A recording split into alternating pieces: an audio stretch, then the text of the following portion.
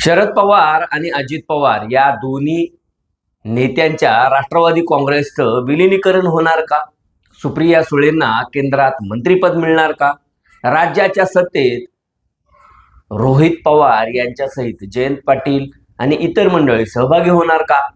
असे एक ना अनेक प्रश्न सध्या महाराष्ट्रात चर्चिले जात आहेत. कारण अजित पवार यांच्या अकाली एक्झिटमुळे या सगळ्या प्रश्नांची चर्चा दोन्ही बाजूने केली जाते. विशेषतः विलिनीकरणाच्या चर्चेवर शरद पवार गट प्रेशर पॉलिटिक्स करतोय की काय अशी शंका आता मनात येऊ लागली. या सगळ्या प्रश्नावर आपण पुढील काही वेळात बोलणार आहोत. तेव्हा कुठेही जाऊ नका. न्यूज अँड व्ह्यूजचे व्हिडिओ आवडत असल्यास लाईक करायला, शेअर करायला आणि न्यूज अँड व्ह्यू या यूट्यूब चॅनलला सबस्क्राईब करायला विसरू नका. नमस्कार, मी Laxmikant Ruikar. News and views मध्ये आपल्या सर्वांचं स्वागत. राज्याचे उपमुख्यमंत्री, अर्थमंत्री, नियोजन मंत्री आणि महाराष्ट्रात दादा म्हणून ओळखले जाणारे अजित अनंतराव पवार यांची अकाली एक्झिट झाली. विमान दुर्घटनेत त्यांचा दुर्दैवी मृत्यू झाला. या मृत्यूनंतर त्यांच्यासहित लाखो कार्यकर्त्यांच्या हृदयावर एक मोठा आघात झाला.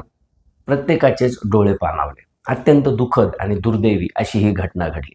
मात्र या घटनेनंतर महाराष्ट्रातल्या राजकारणात एक नवा ट्विस्ट निर्माण झाला. अचानकच तिसऱ्या दिवशी सुनेत्रा पवार यांनी उपमुख्यमंत्री पदाची शपथ घेतली आणि त्या शरद पवार, सुप्रिया सुळे यापैकी कुणाशीही चर्चा न करता थेट मुंबईला गेल्यानंतर शरद पवार गटाकडून अजित पवार आणि शरद पवार यांच्या दोन्ही राष्ट्रवादी काँग्रेस या एकत्रित येणार होत्या. त्यांचं विलिनीकरण होणार होतं. ही चर्चा मोठ्या प्रमाणात सुरू केली गेली. आता त्या पाठीमागे नेमका काय शरद पवारांचा हेतू होता? शरद पवारांच्या हातातून डाव निसटून गेल्यामुळे नवा डाव टाकण्याचा तर हा काही प्रकार नव्हता ना, अशा एक ना अनेक चर्चा सुरू झाल्या. जर का अजित पवार आणि शरद पवार हे दोघे जण एकत्र येणार होते किंवा त्यांनी ज्या काही तारखा सांगितलेल्या आहेत, 17 डिसेंबर, 22 जानेवारी वगैरे वगैरे ज्या काही तारखा सांगितलेल्या आहेत, त्या तारखांचा जर का विचार केला तर या दोन पक्षाच्या विलिनीकरणामध्ये एकीकडून केवळ अजित पवार हे चर्चेच्या केंद्रस्थानी होते किंवा चर्चेत सहभागी होते, तर दुसरीकडून स्वतः शरद पवार असतील, सुप्रिया सुळे असतील, त्यानंतर रोहित पवार असतील, जयंत पाटील असतील, शशिकांत शिंदे असतील, अमोल कोल्हे असतील किंवा राजेश टोपे असतील अथवा हर्षवर्धन पाटील असतील, म्हणजे शरद पवारांच्या बाजूनं त्यांचे सगळे नेते मंडळी, बडी नेते मंडळी ही चर्चेत सहभागी होती. तर दुसरीकडून अजित पवारांकडून मात्र विलिनीकरणाच्या चर्चेत केवळ ते स्वतःच का होते, हा देखील एक प्रश्न आज चर्चेला गेला पाहिजे.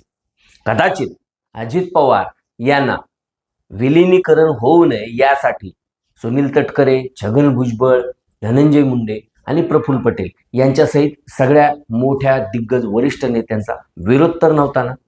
कारण दोन्ही राष्ट्रवादी जर का एकत्र झाल्या तर आजच्या सिच्युएशनमध्ये पटेल, तटकरे, मुंडे किंवा भुजबळ यांचं जे पक्षात महत्त्व आहे ते कमी होणार आहे हे सांगायला कोणा ज्योतिषाची गरज नाही. म्हणून कदाचित शरद पवार यांच्याकडून 8-10 लोक चर्चेत बसलेले असताना अजित पवारांकडून मात्र ते स्वतःच चर्चेत होते असं तर संकेत नाही आहेत ना. हा सगळा अजित पवारांच्या निधनानंतर जो चर्चेचा धुराळा उडाला तो जाणीवपूर्वक तर केला गेला नाहीये ना. कारण ज्यावेळी सुनेत्रा पवार यांनी उपमुख्यमंत्री पदाची शपथ घेतली त्यानंतर किंवा त्यापूर्वी शरद पवारांनी ज्या पद्धतीनं पत्रकार परिषदेमध्ये अगदी तो त्यांच्या पक्षाचा निर्णय आहे, सुनेत्रा पवारांनी आम्हाला कुठलीही कल्पना दिलेली नाही, आम्हाला जर का निमंत्रणच नसेल तर मग आम्ही कसं काय सहभागी व्हायचं, अशा पद्धतीची जी वक्तव्य केली ना, त्यातून त्यांचा एक सात्विक संताप दिसत होता, एक तीव्र संताप दिसत होता की पवार आतून खूप हादरले होते किंवा पवारांना अशा पद्धतीनं काही सुनेत्रा पवार मूव्ह करतील असं वाटलं नव्हतं. अनपेक्षित होतं हे सगळं. आणि त्यांच्यासाठी अजित पवार यांच्या जाण्यामुळे जेवढा धक्का बसला होता तेवढाच धक्का या मुवमेंटनं देखील बसल्याचं जाणवत होतं. आणि त्यानंतरच मोठ्या प्रमाणात दोन्ही राष्ट्रवादी काँग्रेसच्या विलिनीकरणाची चर्चा ही शरद पवार गटाकडून पेरण्यात आली. शरद पवार गटाकडून ती मीडियामध्ये जाणीवपूर्वक पसरवण्यात आली. आता खरोखरच दोन्ही राष्ट्रवादी एकत्र येणार होत्या का? तर निश्चितपणे दोन्ही राष्ट्रवादी काँग्रेस या एकत्रितच येणार होत्या आणि त्याची सुरुवात ही महापालिकेच्या निवडणुकीच्या पूर्वीपासून, म्हणजे जेव्हा नगरपालिका निवडणुकीचे रिझल्ट लागले किंवा नगरपालिका निवडणुकीचे मतदान झालं, त्यानंतर दोन्ही राष्ट्रवादी काँग्रेस या एकत्रित याव्यात आणि घड्याळीच्याच सिम्बॉलवर दोन्ही राष्ट्रवादी काँग्रेसच्या उमेदवारांनी निवडणूक लढवावी असा प्रस्ताव अजित पवारांनी दिला होता आणि महापालिकेमध्ये तो बऱ्यापैकी मान्य देखील झाला होता. याचाच अर्थ हे दोन्ही राष्ट्रवादी काँग्रेस एकत्रीकरण होणार होतं हे निश्चित होतं. आता आणखी एक प्रश्न राहिला आणि तो म्हणजे शरद पवार आणि अजित पवार यांची राष्ट्रवादी काँग्रेस जर का एकत्रित आली असती तर अजित पवार हे राष्ट्रवादी काँग्रेस पक्ष जो त्यांचा स्वतःचा पक्ष आहे तो घेऊन सत्तेच्या बाहेर पडणार होते का, की ते शरद पवारांना घेऊन NDA मध्ये सहभागी होणार होते? हा देखील एक प्रश्न महत्वाचा आहे आणि त्याचं उत्तर आता सध्या तरी अजित पवार नसल्यामुळं कुणाकडेच नाहीये. जर का दोन्ही राष्ट्रवादी काँग्रेस एकत्रित होणार होत्या हे पक्क होतं तर याचा अर्थच असा होता की शरद पवारांची देखील NDA मध्ये सहभाग होण्यासाठी संमती होती आणि ज्या सूत्रांच्या माहितीनुसार जी चर्चा कानावर आलेली आहे ती अशी आहे की केंद्रामध्ये सुप्रिया सुळे यांना एक मंत्रिपद तसेच आणखी एक मंत्रिपद हे त्यांच्या गटाला किंवा अजित पवार गटाला, म्हणजे केंद्रात 2 मंत्रिपद, त्यासोबतच महाराष्ट्राच्या राजकारणामध्ये 2 कॅबिनेट मंत्रिपद आणि 1 राज्य मंत्रिपद, म्हणजेच जयंत पाटील, रोहित पवार आणि एखादा OBC लीडर अशा तिघांच्या पत्रात ही मंत्रिपद मिळणार होते. तसेच काही महामंडळ देखील कदाचित या वाटाघाटीमध्ये NDA कडून किंवा भाजपकडून घेण्यात अजित पवार गटाला किंवा शरद पवार गटाला यश मिळालं असतं. याचा अर्थ असा होतो की शरद पवार हे सत्तेत सहभागी होण्यासाठी अगदी उतावीळ नाही म्हणता येणार पण तयार झाले होते आणि अचानकच हा अपघात झाला, हा आघात झाला आणि सत्तेत सहभागी होण्याची त्यांची जी स्वप्न आहेत ती धुळीस मिळाली.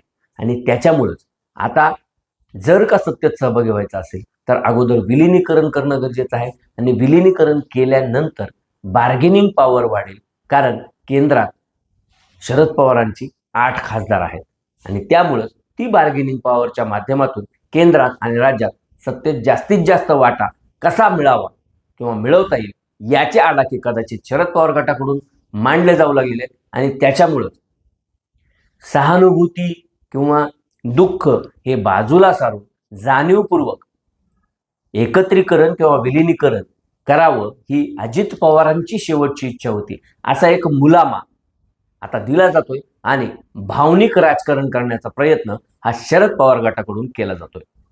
पुढील काही दिवसात चित्र स्पष्ट होईल की एकत्रीकरण होणार आहे की नाही, विलिनीकरणावर कशा पद्धतीनं पुढे चर्चा जातात हे सगळं अजित पवारांच्या 10व्या-12व्या नंतर समोर येईलच.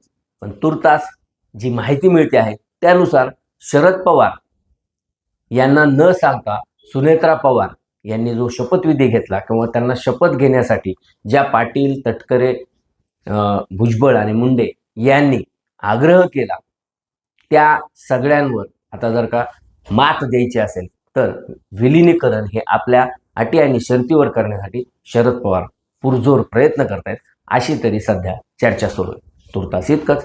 न्यूज अँड व्ह्यूजचे व्हिडिओ आवडत असल्यास लाईक करायला, शेअर करायला आणि न्यूज अँड व्ह्यूज या YouTube चॅनलला सबस्क्राईब करायला विसरू नका. धन्यवाद.